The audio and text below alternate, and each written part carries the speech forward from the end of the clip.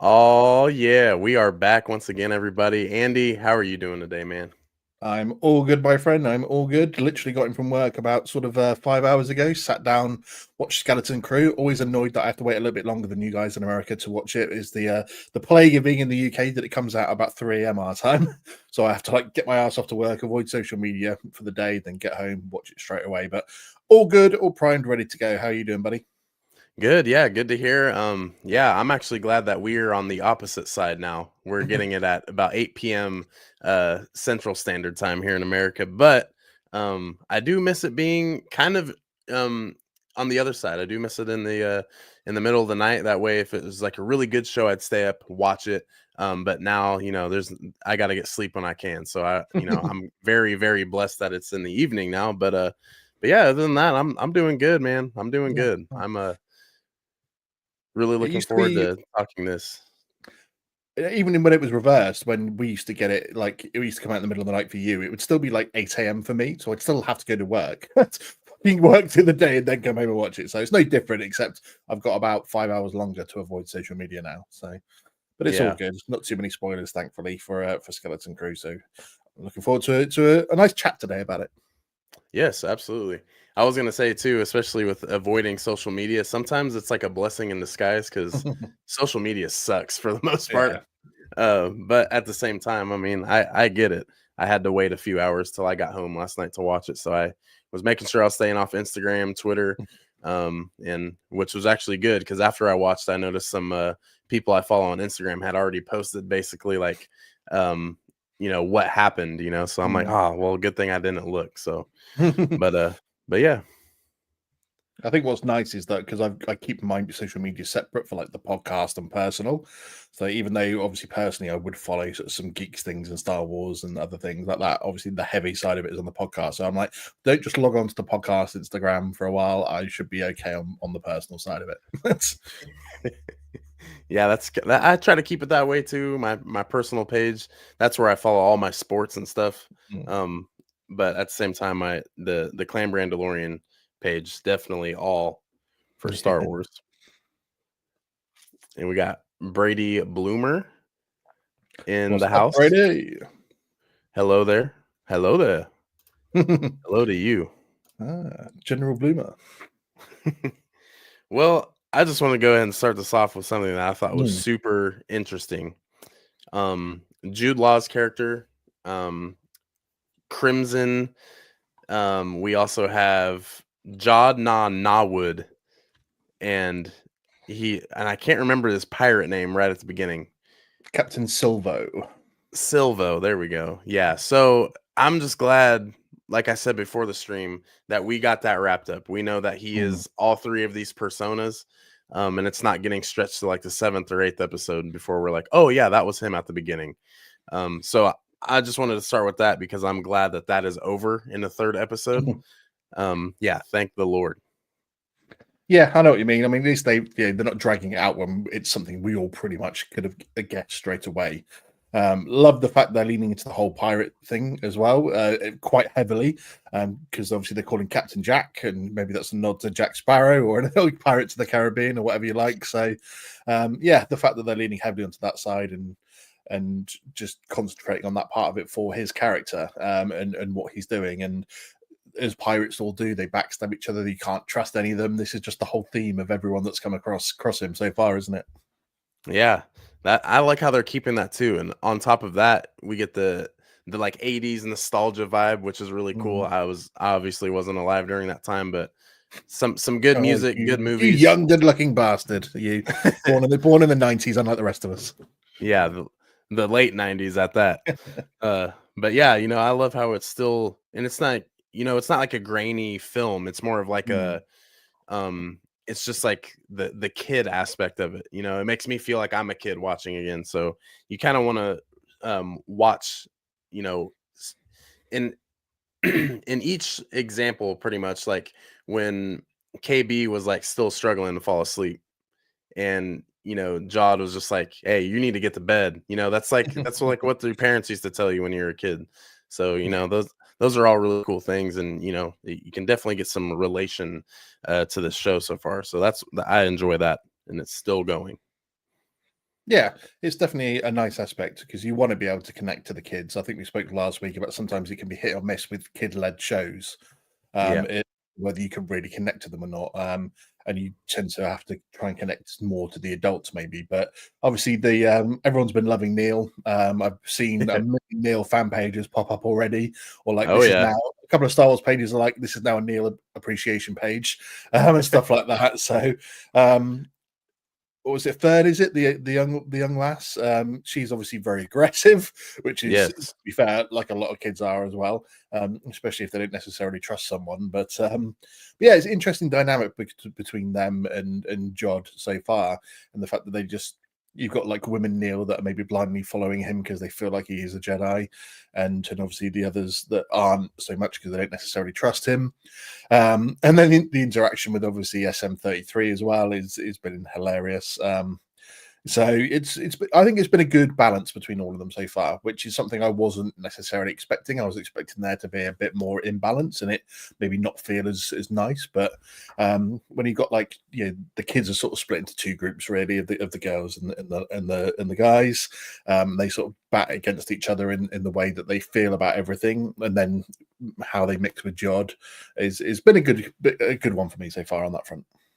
Yeah, it is a good mixture. That's probably one of my favorite things too, because I wasn't expecting this to kind of be as smooth. If that kind of makes sense. Like I was Mm, expecting it to be kind of choppy each episode, went into it with no expectations, but it's actually surprising me more than anything. And it's also like just a good watch. And we're already 3 episodes in. So mm. I mean, yeah, those are good ways. I'm really liking it. Um, Also, too, I was gonna ask before I even give my half, what do you think of Kim, the cat, owl, fox, Yeah. We was debating after whatever? after the episode. I was like, "What crossbreed do you think this is?" And I was like, "Yeah, it seems more like an owl cat Yeah, crossover to me." So interesting. Not something I guess I was expecting to see. Was like Star Wars version of an owl. To be fair, apart from obviously we yeah. knew that owls exist. Sort of really, we've seen them before. But this was definitely something new. It's something interesting. Um, in a way, I want to learn more about the relationship or the friendship or whatever she's had with Jod in the past because they obviously know each other. The way that they've obviously left things has not been great. So, and this is how we find them. So it's going to be interesting because she obviously sees him and straight away she's on the phone to the New Republic, police and like, this is Captain Jack. You need to come and get him. So she immediately doesn't trust him, and he's obviously covering his bases with the kids, going, "She's going to backstab us, so just be prepared." Just because they knew both of them knew how it was going to go down, so they're covering their own bases either way. Yeah, Especially since Jod calls the X-wings that show up. She's like, "Oh, she's called her goons in to come and hunt you down." It's like that's I the New loved that. Republic X-wings. They're not goons. I was almost expecting Carson Teva to show up in one of the X-wings. That's the shame we didn't get him, but yeah, she's been an interesting character. She obviously gives us a bit more info about Atatin and the situation with the planets there and stuff. So grateful that we got that information. But yeah, she was definitely an interesting character. What were your thoughts on her showing up? Yeah, I liked it. I thought when he was talking about she in reference to going to meet an old friend, I thought it was going to be Maz Kanata. But Okay. I had already seen on YouTube a kind of like a little snippet trailer for this episode, and it showed Kim. So I was Mm, like, oh, okay, um, maybe that's the woman he's talking about that he's gonna go see. And clearly it was. Gave me some Jocasta New vibes a little bit, trying mm, to yeah, uh, librarian. And, yeah, like depicting, the planets and she seemed very very knowledgeable in what she was doing, so I was like, oh, I want more. Keep naming off planets, but yeah, I liked it. I thought the owl cat thing was really cool, just very interesting looking and something not to be expected. But I'm very interested to see how she shows back up because I do know that mm, she is a there is a Funko Pop version of her, so I don't think oh, okay. I think she's gonna have a little bit more um to her character. Maybe she pulls a Sid like in the Bad Batch and just completely, Mm, turns on the group, trying to get her score. Who knows? But I actually really love the character just from that one episode. And then I can never stop thinking about the Alderaan mention when she's like, Yeah. "Oh, you've kind of been out the loop for a while." Yeah, you don't know about the war then. Okay. Yeah, that was Just great. That was really adding good. more mystery to obviously what's going on with them on the planet and stuff. But I mean, she seemed quite sincere, to be fair, in terms of I don't think she would pull a Sid and like hand them all in to the New Republic or anything like that. Because at the end of it, she seemed very sincere when she was saying to them, if you ever need anything, give me a call. Yeah, that was Because pretty reassuring. maybe that's more because she doesn't trust Jod than anything else and doesn't believe that he would do right by them. So, yeah, I mean, I do hope we get to see a bit more of her. In what capacity again, I don't know whether she helps with the mystery of finding them because while she obviously gave them what could be a narrowed down list of where Atten could be, I think if anyone's seen the trailers, we know they end up on other planets first. They don't necessarily do get straight back to Atatin. Maybe that's where she does come in, where she's got the final key or something like that. Yeah, that would be nice. What I feel I've heard that they're going to be on Tatooine, but is there any other planets that you'd expect them to get to? I don't think it's going to be anywhere that we've necessarily heard of because this Aten's supposed to be hidden and it's not supposed to be known. So narrowing it down to planets that it could be means it's unlikely that we would get to see it being anywhere that we know of, especially since it's supposed to be in like a hidden or unknown part of the galaxy. So yeah, I really don't expect any. I'm not even sure that I believe that Tatooine is going to be somewhere that they visit either, because that would sound nothing like what Atatin is like in terms of a sand planet. Although if they're going by historical data from like 500 years ago, then maybe obviously we know Tatooine was very different once, but that was supposed to be thousands of years ago when it was a lush green planet. So yeah, Yeah. I'm not convinced. They're all going anywhere they go. They're going to be new planets. I don't believe we're going to see anywhere familiar. To be fair. And that would help a lot with especially like the situation of like some Star Wars fans don't like to, revisit, planets like Tatooine. It seemed like through the prequels, Naboo was a place of interest, a place of focus, which makes sense. We're getting Padme, we're getting, kind of some of Palpatine's back, Anakin, so that kind of makes sense. But yeah, Tatooine, Mando's been there. Boba Fett's there, so really missing is the Ahsoka series, but it's never too late. Maybe they go from No, Peridia to Tatooine. Who knows? no. But Maybe a little visit there from the Mandalorians because Bo-Katan obviously is interacting with Boba Fett as we now know, and maybe that's yeah, part of the whole rallying everyone together for the Thrawn film. There's a little visit there in somewhere in the Ahsoka episodes from Bo-Katan to Boba Fett. God damn, dude. See, this opens up just a whole other thing. But like, could you imagine like Wim thinking he's meet with the Jedi in Mm. Jod, and he's not? But with all of these shows tying together, maybe Luke Skywalker comes across the kids and they're finally seeing a Jedi. I think that would be pretty cool.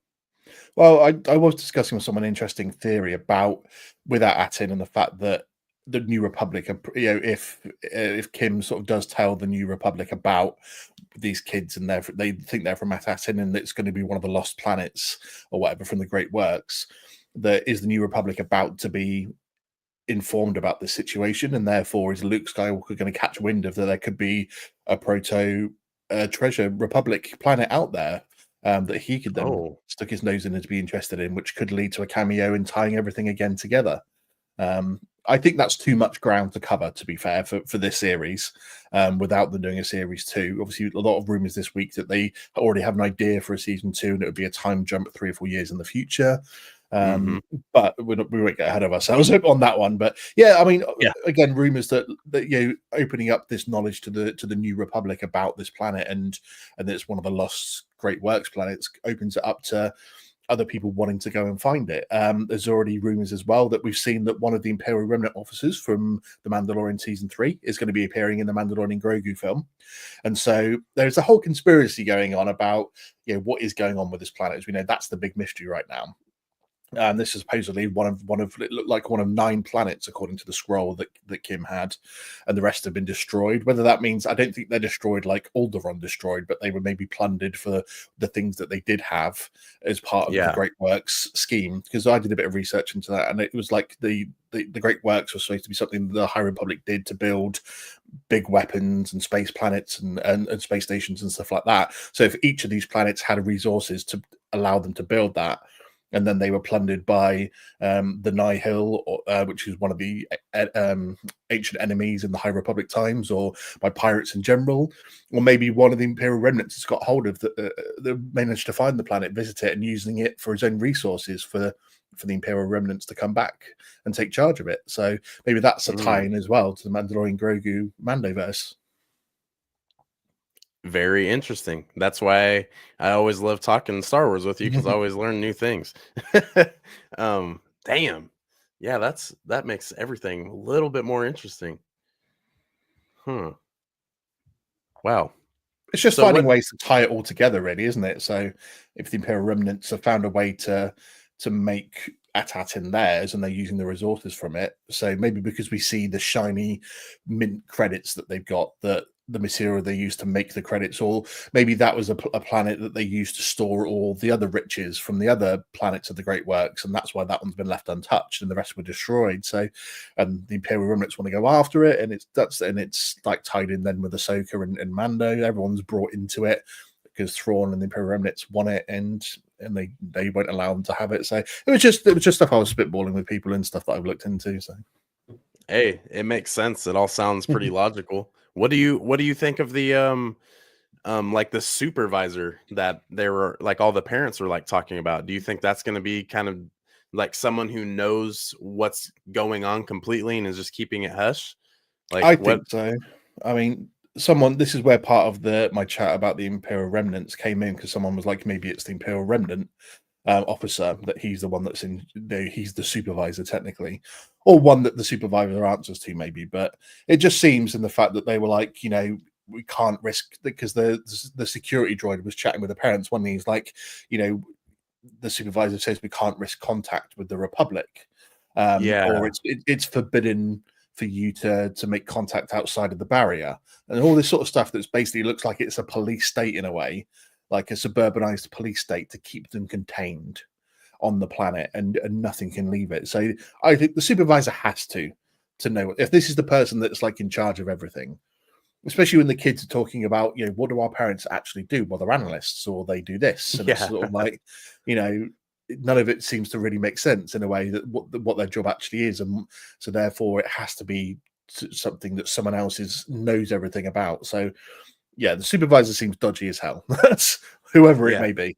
I would love it to be someone that we've seen before as well, but at the same point, I don't think, because of like a hidden planet being away for hundreds of years or whatever, or disconnected from the Republic, it's going to be someone we would know, unless it's someone from the High Republic here that you'd only know if you read the novels and comics and stuff. But Yeah. I just want someone sinister in charge that is going to be like doing this for all their own evil gains, rather than like they've just maintained the charade for hundreds of years, rather than it be anything else. That Yeah, see, and that's what I was thinking too, because when they first mentioned the supervisor, I'm like, okay, so are we talking like, is this kind of going to be the group of people that were talking to Moff Gideon, like Hux's dad? yeah, Like, is it going to be like that whole like little council group? Is there going to be like one of them that's in contact with them, actually watching over at Atten, because maybe they have something that could potentially help out the First Order, come to rise? Um, that's kind of like what I was thinking at first too, but yeah, something just seemed off. And then like when the kids were talking about like their parents' titles and what they did for work, um, that also kind of gave me some clues on top of when Wim was just like, oh no, like it's boring. There's nothing in that and it's just boring. So like the emphasis on that planet being boring, and from what we see in the first 2 episodes, it's just versus suburban Star Wars, very quiet, and that makes me think that something's really about to pop off, in like maybe the last 3 episodes. Or I mean, who knows, like maybe we can start seeing what the parents' point of view is on Atten, And plus all the pirates definitely have to show up, like Brutus, Vane, they all Yeah. have to show up at Atten at some point. You'd think, anyways. You'd think. Yeah, or maybe chasing him down on one of the planets that they go to when they think it's going to be Atatin. So yeah, they've got to show up because obviously Jod destroyed a portion of their base at the start of the episode in leaving. Yeah. So I mean, what are your thoughts then on Jod? Because whilst it's established pretty early on the beginning that this episode that he was the captain from the first episode and he does have the Force. Is he actually a Jedi? Is he, as we spoke last week, a survivor of Order 66? Someone's even said maybe he's the son of a survivor of Order 66 because he's got the Force. I just take Jude Law's age into account and match the character up to being of a similar age, maybe a few years younger. That's why I was thinking maybe he could have been a Padawan or apprentice in Order 66, since we were told the only information we're given he's a survivor. But he seems to be very motivated by treasure and wanting to find it. And that seems to be his whole thing, which is why he's helping the kids. But what were your thoughts on the? We didn't really get any flashbacks like I was hoping to what his character is. Whether we get those kind of flashbacks, I don't know whether we will, or whether it's just going to be that sort of drip fed information about him throughout the series. But yeah, what were your thoughts on that whole situation? Yeah, it's hard. It's still even hard for me to think, like, what's his purpose? What does he need? What does he want? He sees the kids and obviously like, oh, here's my shot. So it's weird. I don't know. I want him to have something to do with like a Jedi or just a Force user that we've known from the past. I always love drawbacks, connections. It just, it makes the large galaxy seem a little, more content and contained. But I mean, I would love for him to be, someone from the Jedi Council. I think that would be really cool, especially in this time during the Mandoverse. We get a lot of flashbacks to Order 66. Would love to see that. But I think Jude Law, playing this role, I think the acting talent that he has is able to make me draw into this character more. I feel like if it was someone else, I'd be like, oh, okay, this is, a good lead role. Cool. But I think with it being Jude Law himself, it makes me draw into his character. So, I mean, I buy in completely to Jod's character, but I just don't want him to be kind of like just like a loser in the end. It seems like he has a lot of pirates pissed off. Obviously he's ran in with Kim before. She's not too fond of him. So I would love to see what he comes from and why he is the way he is now.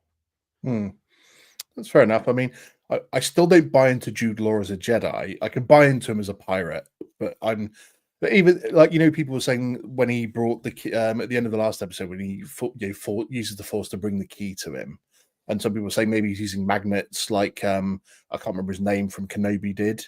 Haja, something like that. Yeah, when he uses magnets, and even then, like when he's using the Force throughout the episode, when he uses the noise, the distraction, or uses it to turn the lights off on the ship, and I'm like, is he using the Force, or is he still somehow using a trick to make them believe it?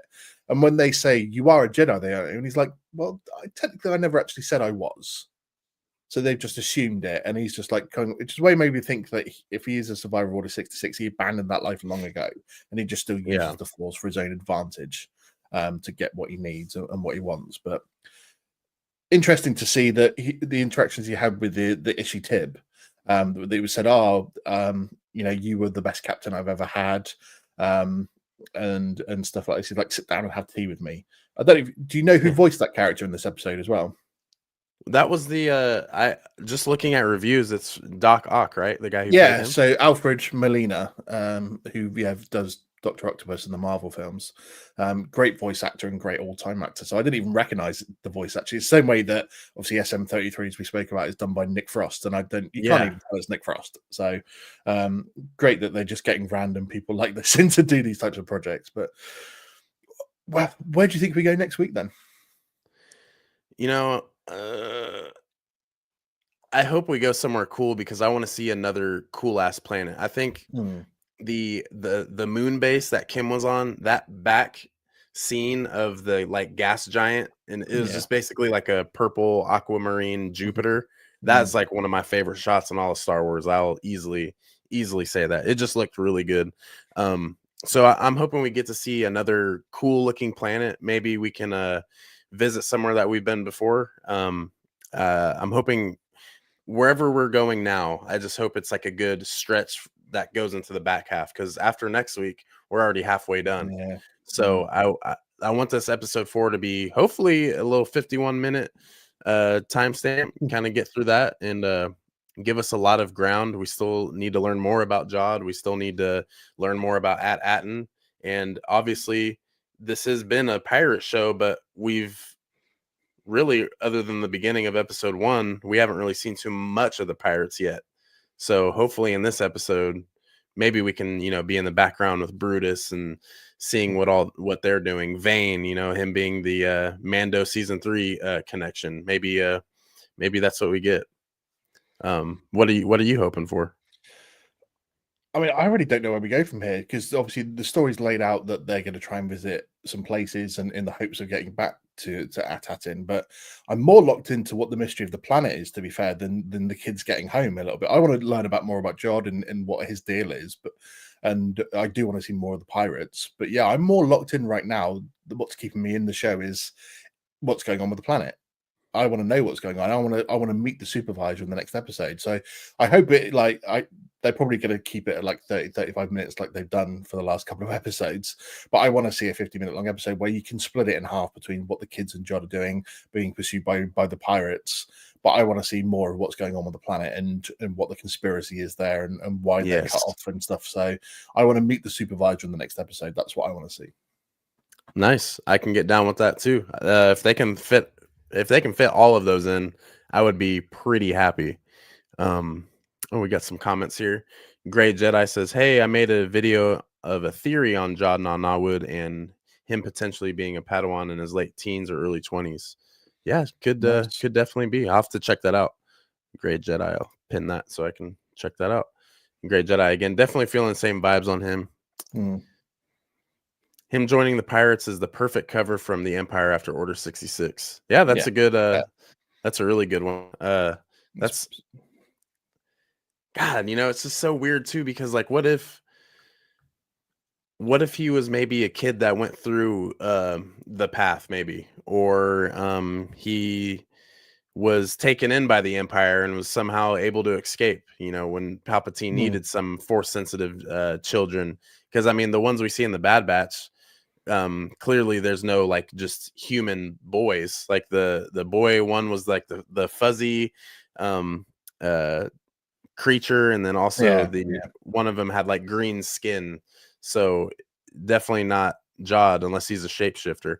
Which that'd be a cool little twist too. But yeah, it is the perfect cover if you want to, because obviously the Inquisitors are hunting down any remnant Jedi, and they either think that they're trying to band together or they're getting in safe places and they're still able to help people, because as the Grand Inquisitor says, the Jedi have an itch that they just can't scratch when it comes to helping people, that they can't help but scratch, sorry.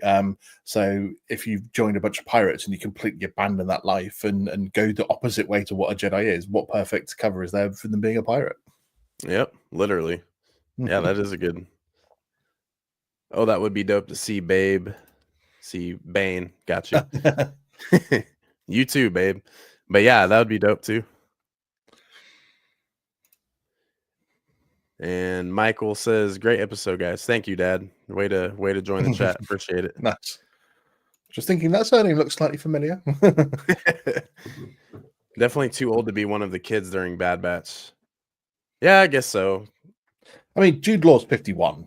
That's why I base the character being sort of around his late 40s, maybe of a similar age. So if you go back like 25 to at most 30 years, he's going to be, I would say early 20s at the time at the fall of the Republic, or like late teens. So kind of matches up that if he's there and he's, if he's like say 5 years older than Cal Kestis at the fall of Order 66, who was about 13 or 14, then he's going to be someone that has to go on his own and find something else to do. So we're obviously going to find out. They're not going to leave that story untouched. So yeah, and that's also one of those things too, where it's like, Bo-Katan, being played by Katie Sackhoff in live action. Obviously, Bo-Katan's a little bit older than how she looks in the story or like in the timeline.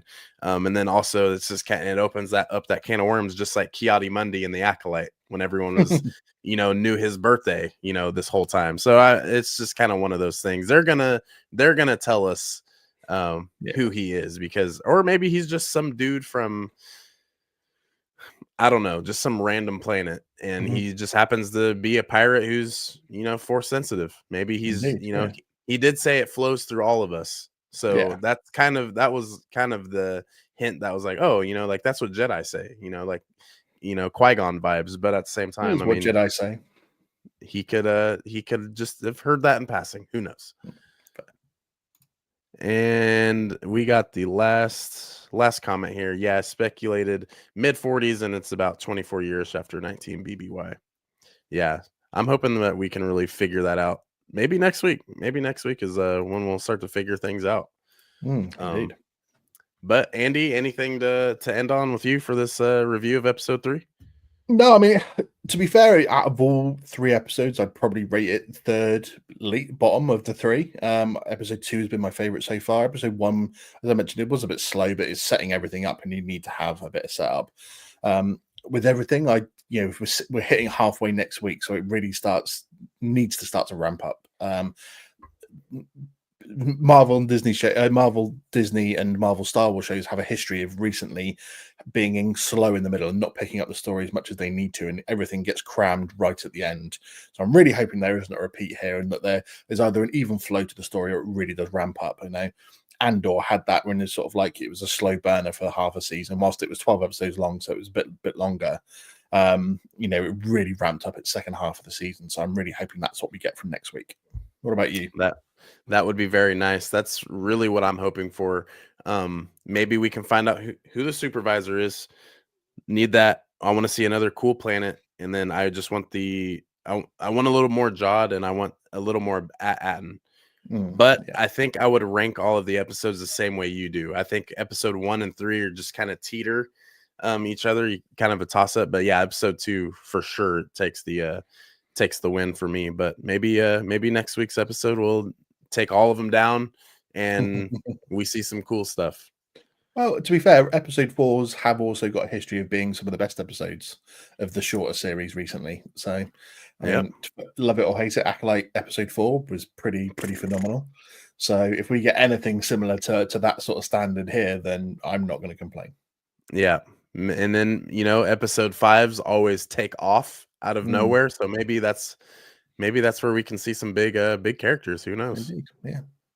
But well, thank you to everyone who chimed in tonight. Really appreciate that. Make sure you go subscribe to both channels. These will both be streamed every Wednesday on the Galactic Core Podcast YouTube channel, Twitch, and also, I believe, no Facebook. We don't use Facebook. Well, not for these ones. No, this is only my YouTube and Twitch. There we go. Yeah, because I was thinking about doing Facebook last week, and then I was like, nah.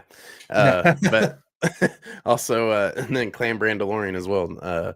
So make sure you subscribe to both of us. That way you don't miss every Wednesday. We'll be talking live of the Skeleton Crew. But with that being said, Andy, thanks for joining me again, man. No worries. And just very quickly, make sure everyone, you get out there, you get onto Clan Brandolorian, and you get your Clan Brandolorian merch, just like here. Make sure you go out there and get that. He's definitely worth getting. His beautiful little t-shirts here, as well as a few other bits and pieces. So make sure you're grabbing that, folks. Go get you one. And then you're going to wait, just a little bit of time, and maybe we're going to have some Galactic Core podcast merch. I'm working on it. Sometime in 2025, there will be some Galactic Core podcast merch coming. Boom. And I can't wait. And that's what we do.